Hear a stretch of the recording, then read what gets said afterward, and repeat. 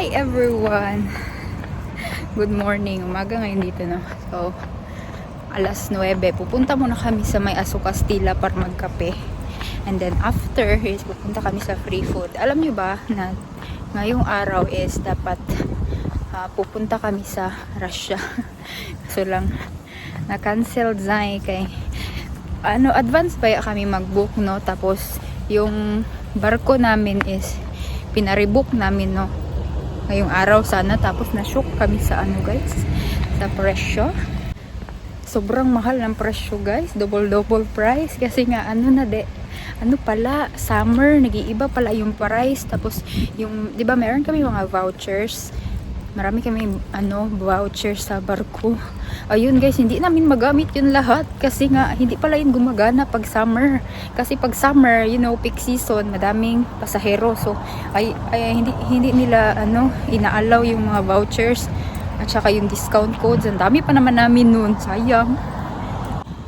Baka nagtataka kayo guys, no? Bakit ako naglalakad?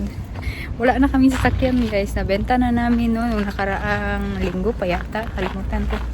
Basta merong bumili, tiningnan niya lang sandali tapos binili niya agad, no? Kasi kailangan daw nila ng van agad-agad. Yun. Wala na kami sasakyan.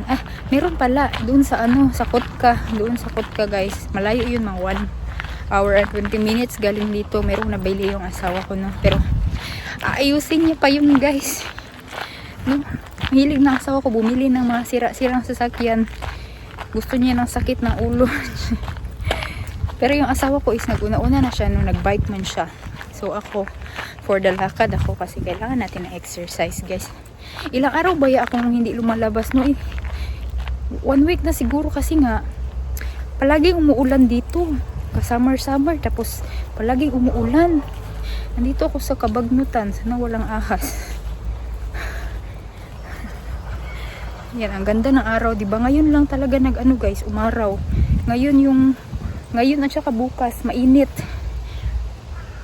Gaano kainit? Lang yata. Magpipik yata mamaya mga alas 5, alas 7 yung init, mga 24 degrees yata, ganun dito sa amin. So ganun. Ay.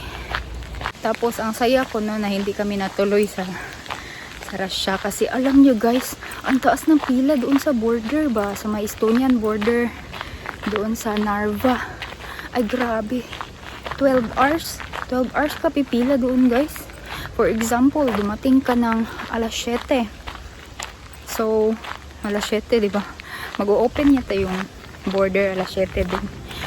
Pagdating mo ng alas 7 doon guys, sobrang taas ng pila. And then 12 hours to 13 hours, ganun yung hintayin mo bago ka makalusot. So alas 7 ng umaga ka dumating, alas 7 ng gabi ka rin makakapunta sa Russia. Ganun kataas guys, grabe, nakakaloka, nakaka-stress pag summer, no? Kasi ayun, no, hindi katulad ng winter na maginaw, maghintay ka sa labas, pila ka ng matagal. Pero 12 hours guys, doon ka sa labas, nakapila. Tapos okay lang yung weather kasi mainit, pero 12 hours guys, grabe ang tagal. Nakakaloka, no? Nakaka-stress maghintay sa labas. Sabi na asawa ko, magdala daw kami ng tent, tapos doon mag-tent sa labas ng border habang naghihintay. Kasi grabe guys, ang daming pumupunta sa Russia pag summer, no? Ganun. Tapos yung border guys, hindi siya 24 hours open, no? 7 yata yung open, tapos mag-close siya ng 11. So madami talaga ang hindi nakakalusot guys, no? So yun, parang yung mga hindi nakalusot, ililista nila yung name nila para silang pinakauna the next day. Guys, suot ka na yung sapatos na nakuha ng asawa ko nung nakaraan pa na basta nakaraang taon pa yata niya ito nakuha dun sa recycling center. Ang ganda. Hindi ba? Mainit na siya guys, mainit yung sikat ng araw, no? Pero malamig pa ng konti yung hangin. Pero mamaya yata magiging mainit na siya, no? So hubarin ko na itong jacket ko mamaya. Hi, finally guys, makakalasap na tayo ng init. Char. Sinira nila yung building dyan guys, yung apartment ko. Yung apartment dyan is hindi pa naman siya like sobrang sira. Hindi pa siya sobrang like nabubulok. Pero ewan ko ang daming pera nila. Sinisira nila yung mga ano dito. Magaganda pa. Pwede pa yata yun mag-last na 100 years pa, no? But again, papatayuan siguro nila ng ano guys, bagong apartment. Tapos magiging mahal yung ano, value. Kasi malapit siya sa ano, no, train station. So patatayuan niya nila ng bago. Paparentahan ng mahal. Ganon dito, no? Kaya tumataas yung mga ano, renta ng mga apartment dito. Kapit tayo guys.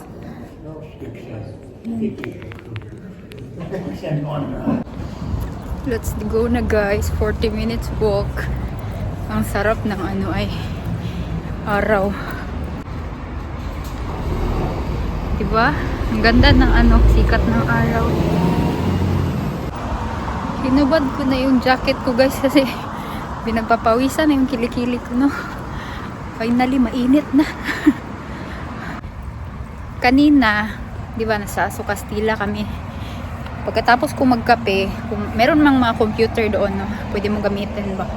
Tapos yun, gumamit ako ng computer, no? Kasi, nag-ano ako guys,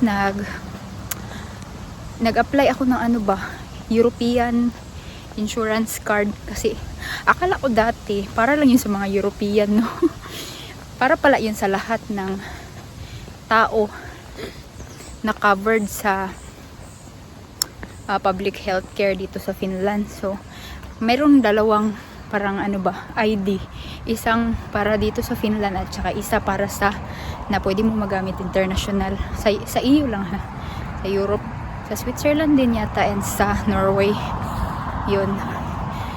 And kapag meron kang ganun, blue yun siya, color blue na card. Pag meron kang ganun, pag nagka-emergency ka within EU, so pwede ka pumunta sa mga hospital na depende kung for example kung libre siya sa for example sa Latvia na try daw ng asawa ko, no? Nagkalagnat siya ng bonggang-bongga doon, no? So nagpunta lang siya doon sa hospital, tapos pinakita niya lang yung blue card ba, yung EU card. Tapos yun, wala daw siya binayaran kasi daw sa Latvia free daw ang healthcare doon ng mga citizens. So ganun din ang mangyayari sa iyo pag meron kang EU na card. So magiging libre rin yun para sa iyo, ganun. So very important. Sana all kaayos sila diri ay merong mga pag ganun pa libre lang. Dito sa Finland hindi libre ang ano guys, ang healthcare, but I mean libre siya sa mga ano ba, yung mga under social benefit, yung mga poor na talaga ba, ganun. Pero pag hindi, merong bayad, may bayad yung doctor's appointment guys. Magkano nga yung binayaran ng asawa ko? Hindi naman siya sobrang mahal. Nakalimutan ko, basta 40 something yata yun. Dati pa yun, last year pa ba yun, may bayad siya na. Pero okay lang okay na lang. Oh, di ba? Ang ganda na guys. Ang ganda-ganda na ng palibot natin.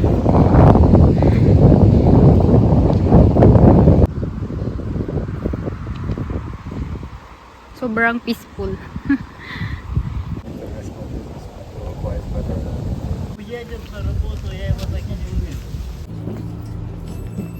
Plastic bag.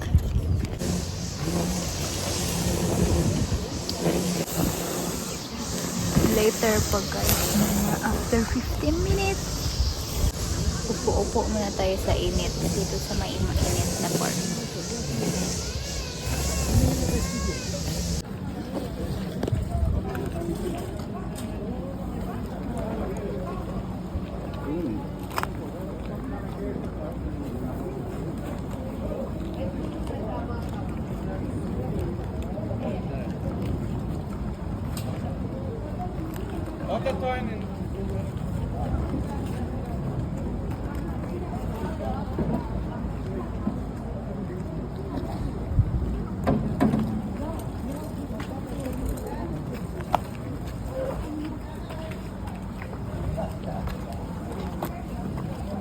лавантай макара. Да? Да, и там одно, это, как она называется, ветчина такая. Ага.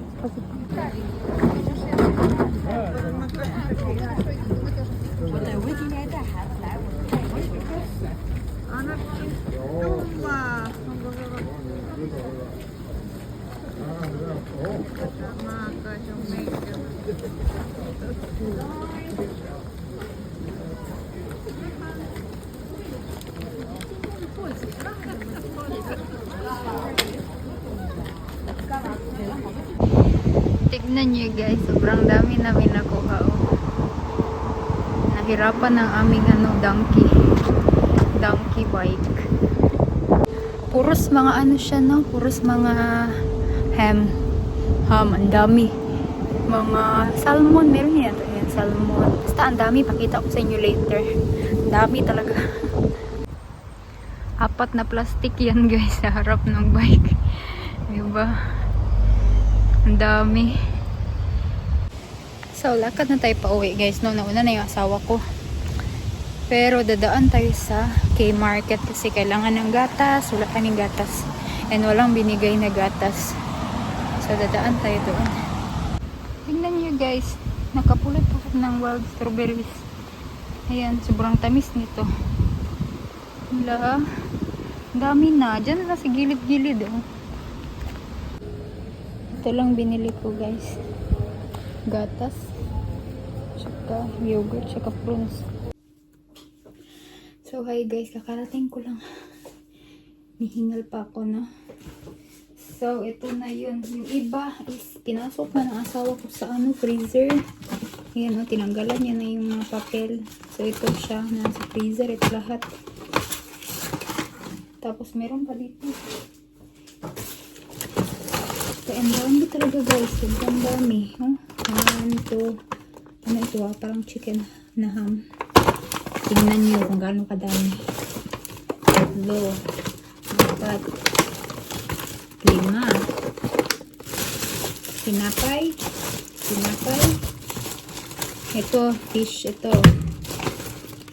fish. Ito, potato na may cheese. Yan. Pakita ko kung yung iba't ibang ano na meron dito. Ito, isda din. Salmon. Ito. Tignan nyo guys, kung gaano kadami guys. Tignan nyo. Meron pang paganito. Yan. Kita ba? Ang dami guys. Asin. Grabe. Meron pang pinasok ang asawa ko na mushroom. Umuulan kasi, di ba sabi ko sa inyo, umuulan ng ilang araw na. So, ang daming mushroom na tumubo, guys. Hindi ko nakakita sa inyo, ang daming kinuha ng asawa ko na yung yellow na mushroom. Maharlika dito, guys. Sobrang mahal nun, pero nakita lang ng asawa ko dun sa tabi-tabi. Ito. Ayan. Tapos, meron pang paganito, guys. Parang pork ito, no? Ham. Ayan. Ang dami guys. Sobrang dami. Tinapay.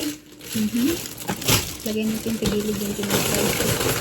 Merong yung lupa-lupa kasi pinasok na asawa ko yung mushroom. Ayan. Hindi ko ipapakita yung nasa freezer ha. Basta ito yun siya. Ito pa. Nasaan ito? Dito siya dalong. Ito. Guys, grabe guys. Nung bumili kami ng plastic bag, sinabihan kami ng lalaki doon na mag-prepare pa daw ng another bag kasi madami daw silang bibigay. Hindi ko alam na ganito pala kadami. Ito pa. Mga ready na ito na food, no? So, pinitin mo na lang. Nabilisan guys. Hala guys, grabe guys. Ganyanin natin na makita nyo na. Ito pa. Another. Ito. Another na naman. Yung mama ng asawa ko, nagpunta din siya doon, no? Naglakad lang siya. Kasi usually, pinusundo namin siya pag meron kami sasakyan. Naglakad siya guys, tapos meron siyang, syempre nakakuha din siya ng isang bag, pero kunti lang yung kinuha niya eh. Pumili lang siya. Isa-isa lang na ganito. Yun lang ang kinuha niya. Kaya ito, ang dami namin pagkain. Yan. Grabe. Ito pa. Ito pa. Mga ham. Uy, huwag ka matumba. Look. Ito pa. Look, wait. Darong, pagdarong. Ito, meron yun guys. Pang grill. Grilly combo. Hala, bongacious. Ay, napakadami guys. Grabe. Hindi ko na maano ganito kadami guys. Oh. Yan. Yan, kita nyo na. Ang dami, di ba? Tulungan nyo kami guys. Ubusin ito. So, ito yung kakainin ko, no? Asan ba yun? Ito. Yung may isda. Microwave lang. Ito siya. Kita nyo sa gitna, may isda. Tapos, yung sasaw ko is yung potato na may cheddar. Sana ganito, no? Sana ganito tayo lahat, guys. Yung problema lang natin is paano ubusin yung pagkain. Hindi yung sana hanap ng makakain. Ayan na siya lahat, guys. Ay na, natumba na. Ayan. Napakadami nating karne. Bye! Yun lang, guys. Sobrang haba na ng video ko. Bye-bye!